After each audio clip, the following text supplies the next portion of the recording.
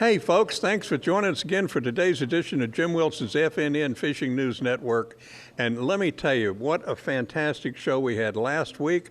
And it was so good, we're going to have more of the same this week because you couldn't have been bored with that with Jack Rudlow and the Gulf Specimen Marine Laboratory down there at Panacea. I have never, ever done a show in a more exciting place. One of the things we forgot to mention, by the way, and I'm going to let Jack talk about it, are all the books that he's written, because he's been writing books since 1971 when the first came out. One of my favorites, The Erotic Ocean. You can go online, you can go to Amazon or anywhere else and look up Jack Rudlow and you can find them. I'll find out if we have copies in the Bay County Library, but we should. But don't forget our tides, because we fish by the tides, and we'll be coming back up on a full moon fairly soon, and that definitely will have some influence on the fishing. And he and I were talking about some of the reasons that we may see a decline here and there in some species, some overfishing, and believe it or not, some because some of the small creatures that he talks about are disappearing, which are the bottom of the food chain for many of our game fish. So the whole system is all connected one to the other. It's just like we're having the problems here in the United States growing food when we are stupid enough to make car fuel out of food. And it's finally, I think the state is getting wise, and they're going to eliminate ethanol in fuel, which, by the way, if you've got an outboard motor, like I tell you, if it's an old two-cycle like mine are, don't ever use ethanol fuel, because you can almost be guaranteed your carburetors are going to be clogged and you're going to be spending a lot of money, where all you had to do is buy ethanol free to begin with, pay a little bit more money, and it's insurance you'll be guaranteed to be using every time you use it. And don't forget, of course, the fact that, as I tell you every week, I do all the cooking, I do all the grocery shopping. Pat, my wife, does all the heavy lifting. She's working 6 counties now teaching blind children. For example, in Calhoun County, she has 9 children divided into 4 separate schools, and she has to go to each school to teach each child, because they're on a different grade level and different learning levels. So she deserves home cooking, and that's what I do, and everything I get comes of the veggies, all the fresh stuff. Tanya's garden right down there on Highway 77, right across from Soul Tractor before you get to Haney Vocational School. And right now, oh my gosh, all the greens, all the squashes, all the tomatoes, and it's all local, and blueberries are coming, strawberries are in. You just can't do better, and prices are always so much lower. And if you bring children along, she's got a whole zoo there of incredible animals. She even has a pet baby squirrel that comes out, and she calls it. And in the late afternoon, the peacock comes strutting up, and you can hear him crowing and looking for a peahen, but he hadn't found one yet. But anyway, those are all the things that are going on there.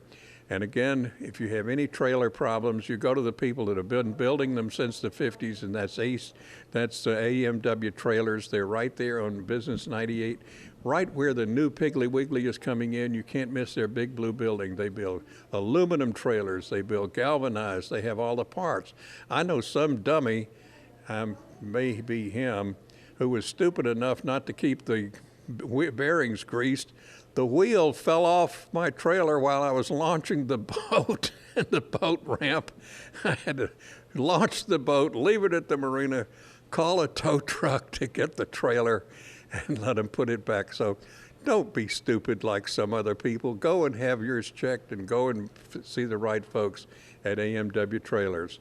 So stay tuned, because we're coming back with the 2nd edition of Jack Rudlow and the Gulf Marine Laboratory, and down in Panacea. We'll be right back after this break.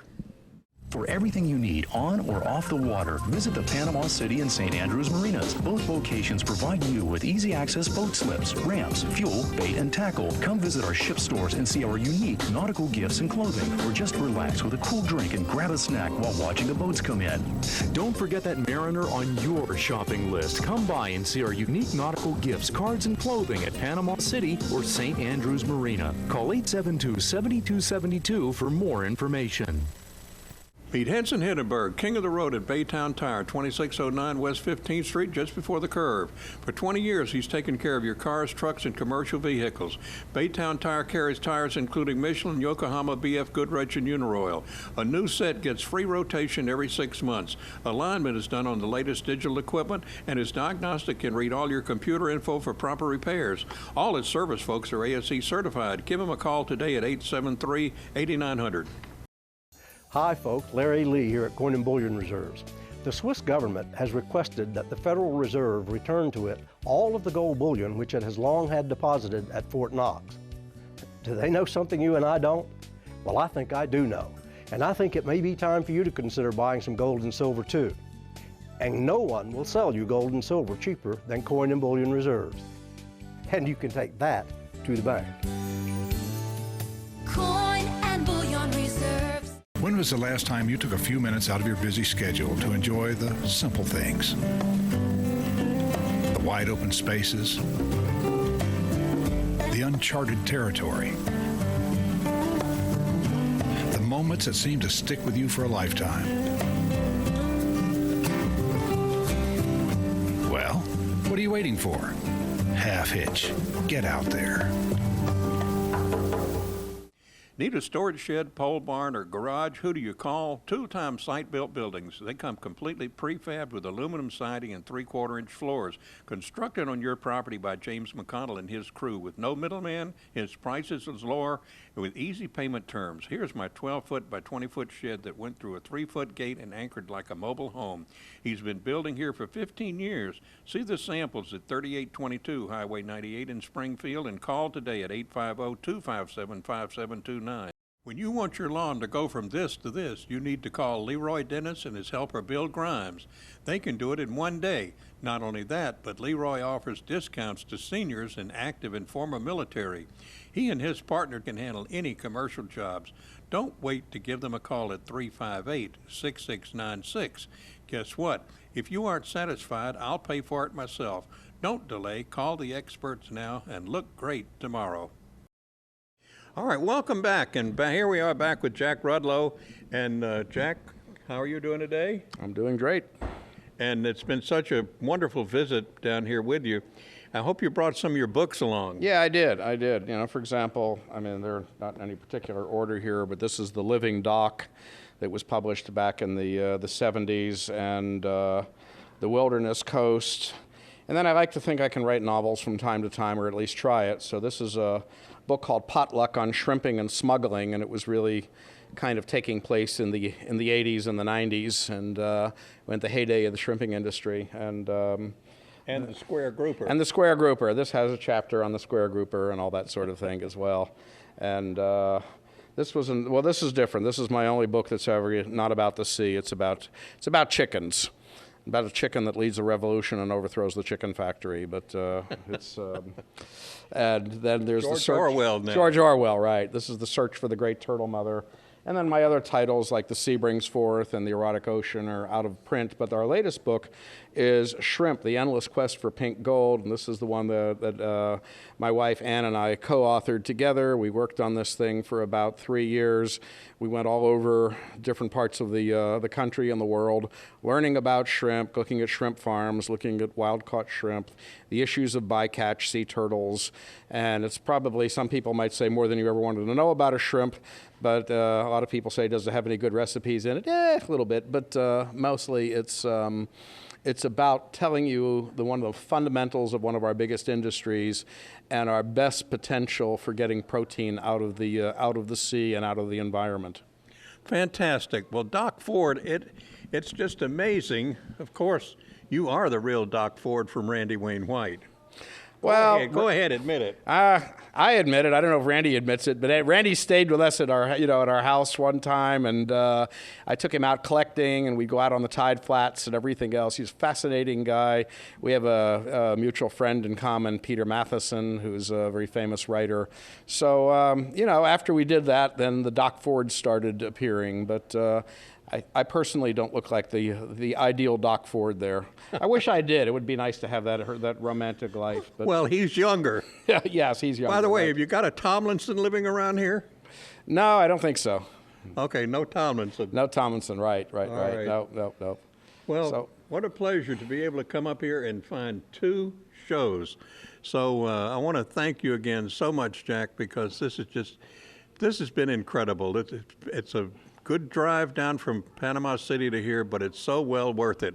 Yeah, and I hope people might want to become members of Gulf Specimen. And mention your our Sharks and Chablis, which is on May 19th from 1 o'clock till 7, and it's going to have all kinds of entertainment and all kinds of exhibits, and there's a zoo that's bringing animals as well down, and Irish dancing and fantastic seafood from the Seigneur restaurant. So and what's the cost? It's $35 a ticket. Wow, that's so reasonable. It is reasonable, but it's a good chance to just get everybody together and get friends to meet.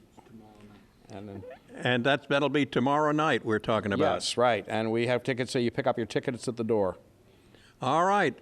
Well, that's going to do it for today right here. And stay tuned because we've got more coming up in today's edition of Jim Wilson's FNN Fishing News Network.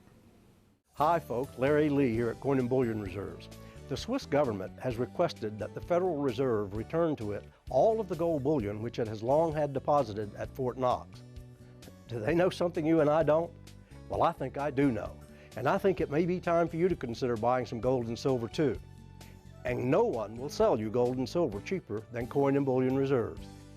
And you can take that to the bank. Coin and Bullion Reserves. Meet Henson Hindenburg, king of the road at Baytown Tire, 2609 West 15th Street, just before the curve. For 20 years, he's taken care of your cars, trucks, and commercial vehicles. Baytown Tire carries tires including Michelin, Yokohama, BF Goodrich, and Uniroyal. A new set gets free rotation every 6 months. Alignment is done on the latest digital equipment, and his diagnostic can read all your computer info for proper repairs.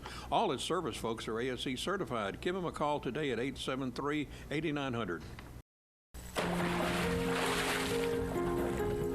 The Captain Anderson makes fishing a breeze. There's a galley on board, and your comfortable trip is all-inclusive. Rod, reel, tackle, bait, and your fishing license. The traditional all-day trip from 7 to 5 p.m. Come aboard the Captain Anderson for a relaxing day of bottom fishing. There's plenty of room, so bring the whole family. It's a whopping big adventure, and that's no fishtail. The Captain Anderson is located at Captain Anderson's Marina, where the fish are always biting and the kids are always smiling. Please call for cruise schedules. When was the last time you took a few minutes out of your busy schedule to enjoy the simple things? The wide open spaces, the uncharted territory, the moments that seem to stick with you for a lifetime. Well, what are you waiting for? Half hitch. Get out there. Need a storage shed, pole barn, or garage? Who do you call? Two-time site-built buildings. They come completely prefabbed with aluminum siding and 3/4-inch floors. Constructed on your property by James McConnell and his crew. With no middleman, his prices is lower, and with easy payment terms. Here's my 12-foot by 20-foot shed that went through a 3-foot gate and anchored like a mobile home. He's been building here for 15 years. See the samples at 3822 Highway 98 in Springfield and call today at 850-257-5729. When you want your lawn to go from this to this, you need to call Leroy Dennis and his helper Bill Grimes. They can do it in one day. Not only that, but Leroy offers discounts to seniors and active and former military. He and his partner can handle any commercial jobs. Don't wait to give them a call at 358-6696. Guess what? If you aren't satisfied, I'll pay for it myself. Don't delay. Call the experts now and look great tomorrow. Well, now we're over here in the specimen tank. I see here's the, what kind of sharks are those? These are nurse sharks, and They're hungry little buggers. oh, they're always hungry. Yeah. And the kids really like this. So do adults. Yes. And I see some beautiful red fish. And Yep. We've got some reds. We've had them much bigger. We've actually had them stay here and die of old age, you know, and they've gotten to be really big fish. Okay. All right. One's named Alice. I'm not who sure that is. Okay. Well, we'll be here all day, so we can. all right. Well, we can move along and Yeah. see the next tank. And what do we got in here? I see a big black. Yeah, we have some big black sea bass. We have some sheep's head. We have actually our famous sheep's head named Bucky, wherever he is. That's one over there with the buck teeth. The kids really like about him. Oh my gosh. Man, are these things aggressive? Well, you know, it's just like grouper. There should be a grouper in here somewhere. Here's a grouper. All right. So if these, you know, the fact is, if they didn't strike like this on the bottom, you'd never be able to get a grouper sandwich in a restaurant. Oh, so man. it's not like there's a lot of brain involved in this thing. It's just now and then you get nipped. You might try not to. And one time I got my hand swallowed by a big grouper in the big tank. Because I always tell the kids, if you just put you put your fingers in there, what does that look like to a fish? It looks like worms, right? Mm-hmm. So, but if they see your whole hand in there, then they're afraid of you. You know, they're not going to come over and hit you that way because they see you as a big equal, not just the little worms. So I demonstrated that in this other tank, and I put my whole hand in, and this grouper shot across the tank and swallowed my hand. I threw this thing out, and it was about a 15, 18-pound grouper, and I'm sitting here, my hand mauled, and the kids were all, screaming, and I'd run around, pick up this fish, and putting my bleeding hand in my pocket, and just going on with the lecture and talking to them. And I thought about it. Okay, this doesn't look like worms, but if you're a grouper and it's on the bottom, this looks like an octopus. And what does a grouper see when it sees an octopus? It's got to go get it and get it right then and there and smash. So I don't do that anymore. I've been probably bitten, shocked, stung by more creatures in my lifetime than. So that's the grouper just right there. Yeah, there's the grouper right here. That's our little. What gag. kind is that? A gag? That's a gag. That's a gag. Okay, I can see. He gets kind of a little out-competed in here. We're still shifting things around. Are these filters? Yeah. Little sardines or pilchard. I want to show you something in the next tank over there. We're going to move along. Okay, this is one of our sand tanks, and this has crabs in it. I think it has spider crabs. It definitely has hermit crabs in it. And you don't see much going on. It looks kind of static, and there's a little bit of movement. But watch what happens when I throw some fish in here and let the juices get out. And then it takes a minute, but you'll start to see, I hope, things come to life. It doesn't... we start getting creatures pulling out. All right, here comes the hermit crab over to that, but we should start seeing burrowing crabs come out of the sand. Yeah, like there's a calico crab that's just popping out. And you see some of the others that will start to appear. You see suddenly more crabs than you saw before. That's really interesting when we do blue crabs. And for example, there's a spider crab. For all I know, they've already eaten and they're not... Yeah, here we go. See that? How that popped to life? And then as the food gets out and the taste gets out here, it gets more and more animated. And that's just exactly the way it is on the sea floor. You go out there and you swim around, you don't see much of anything, a bunch of sand, and then you start putting a little food in the water, and the whole thing comes to life, and snails start popping out, and it gets a lot of action. But it's really going to be more dramatic when I do this with the blue crabs for you outside. Oh, yeah. This is the touch tanks Here's in here. another big spider crab. Yeah, and the spider crabs are absolutely harmless. So even if we, I can pick up one like this, it's not going to hurt anybody. And that's why we have them in the touch tanks. Nobody ever gets bit by a spider crab, even though they look very formidable. Calico crabs are... The proper way to pick them up is that way, or, if you really go ahead and put your hand like that, you might get a pinch. But this is a beautiful little crab. It's very common in sandy bottoms, but you never see them. You go to the beach and you might see a shell once in a while washed up, and there can really be hundreds of them, but they're all buried down, under 6-8 inches of sand and sediments. And then they, at nighttime, they will start to come out. And if you have the right traps, they will gravitate towards the traps. Totally amazing. Totally amazing. Yep. So A lot of interesting life here. Well, as they say, moving right along. Yeah. All right, we're over at this touch tank, and what we got is an octopus hiding down in there. Yes, and unfortunately, he's not really socialized yet, so he's a little spooked by us. But in another month, I would say, we will have this octopus holding hands with us, coming up, visiting people, doing tricks. Is that the only thing in this tank?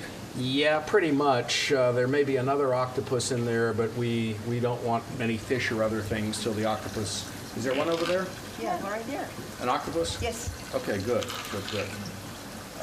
They don't like each other to begin with. But he's coming out. He's talking to us a little bit. He's coming out. He's coming out now. All right. I'll tell you what. You want a fish? I'll give you.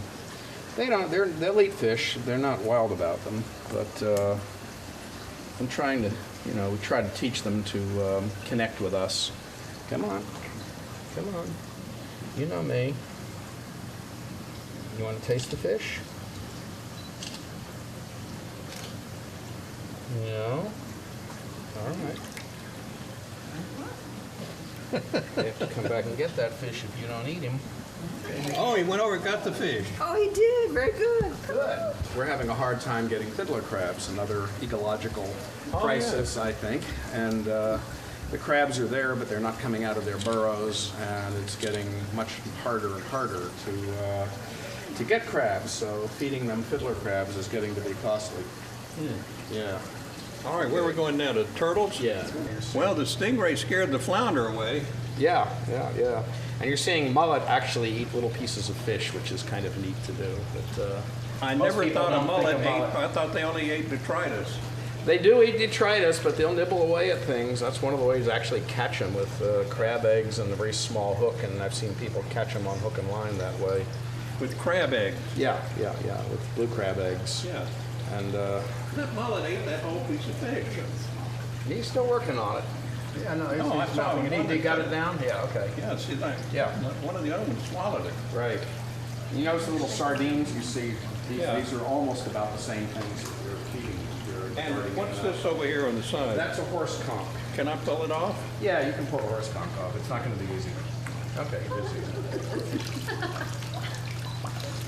Now that's kind of the great white shark of snails. That eats every other snail that's out in the ocean. Wow. Okay. Unless you get one of the big black conchs, it's too big for it. But they're the top chain predator. And then this one is a. Yeah, that's the starfish. Don't pull him out of the water. Oh. Because that one will go bare. That came from 120 feet out here. Wow. Yeah, that's the Bahama star. We had to get a special permit from the state to get him, but we got him. Or at least somebody brought him by, and then. I'm amazed at the quality of your water. It must be an art to keep the water right. It's not only an art, but it's also a massive amount of filtration, sterilization, temperature control. I mean, you could do a whole program on the unique engineering that Gulf Specimen has developed. That's exactly what I was thinking. Yeah. We have heat exchangers. We cool and heat this with groundwater, not with air conditioners or heaters or anything like that. It's simply geothermal. So we pump. How often do you have to change the water?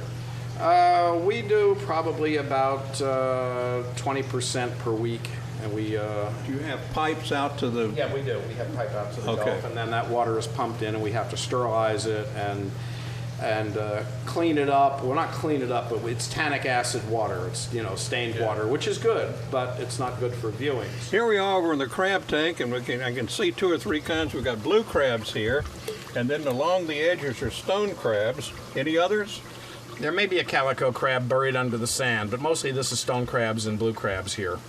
And you see, as we put the food in there, you see some crabs out there, but you'll probably see more suddenly waking up and coming out of the sand. See, like this guy right over here, bam, he appears. Oh, yeah, they're fighting. And then they fight. Yeah. They're kind of one of the more ill-tempered look creatures at that greedy in the guy. sea. He's got both of them. Well, they know how to survive, and but everything wants to eat these crabs. The redfish want to eat them. The Kemp's Ridley sea turtles eat them. The blue crab, the loggerheads eat them. It's just very much in demand. So that's Well, up our way, they contribute part of the decline in some of the blue crab population to the fact that we have so many redfish now. Yep. And they eat the juveniles. That is possibly true. I mean, they definitely, if you open a big redfish, you're going to find lots of little juvenile blue crabs in them. Yep. So there's always winners and losers in nature. So if we're actually selecting for redfish, we may be diminishing the crab populations. I'm waiting for there comes the stone crab coming out trying to get something. Yeah, he'll get out. He has a different strategy. He just usually waits and ambushes his prey, and they also can open an oyster. They will take an oyster shell and shatter it. A blue crab doesn't have the strength to do that. They can actually do that, stone crab? Sure. They eat up oyster bars a lot of times. They can eat up clams. They're very, very strong, powerful animals and have many, thousands of pounds of pressure in those claws. So you don't want to get pinched by one of them. Totally amazing. I don't recommend getting pinched by any of these. All right, Jack, what's the story on this turtle? All right, we call this the federal turtle. This one was used in National Marine Fisheries Service turtle excluder device testing a number of years ago, and they would raise these turtles up. It really came from someplace on the East Coast, and they got the hatchlings and raised them to a certain size, and then the divers brought them out and put them in front of shrimp nets with varying types of TEDs in them. And this one, instead of swimming off after it got shot off, and it just came up and said, "Feed me." So they said, "We think you could stay in an aquarium." So that's what happened to this. And what species is this? This is a loggerhead. It's a young loggerhead. She's probably about 6 or 7 years old. And about how much does she weigh? Oh, right now she's getting up to about 40 pounds or so. She's and pretty how big heavy. do they get? You will see in the next tank over here. Wow, here's Ali, and this is the, what is this now? This is a loggerhead, and she is a rehabilitation turtle. We're going to turn her loose next month. She's been with us for a year. She came up medically, almost dead, medically alive, comatose, filled with gas, covered with barnacles, just in terrible, terrible shape.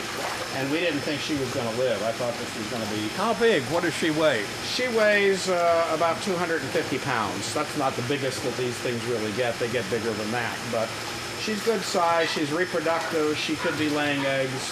We hope she'll be out there in a short time making lots of turtles. I'm going to, in a minute, feed her a blue crab. And you'll get to see her chase the crab down. She's very good at that. Those jaws can take a heavy-duty stone crab and just crush it in a matter of seconds. All right, you're going to get Ali to come up and see if she can chase a crab? She's after the crab. She sees the crab now, and she's going to swim it down. She may have to chase it around the tank for a minute. But she will catch that crab. And when she does, it goes pretty quick. She's got very, very powerful jaws. She can shatter a conch shell. Okay, what's that down there? I think that's a red. Did she get it? Yeah, she's got it, right? Okay. You heard the crunch. Yeah. All right, and listen, by the way, folks, we've been here at the Gulf Specimen Marine Laboratory in Panacea with Jack Rudlow, and that's going to be it for today's edition.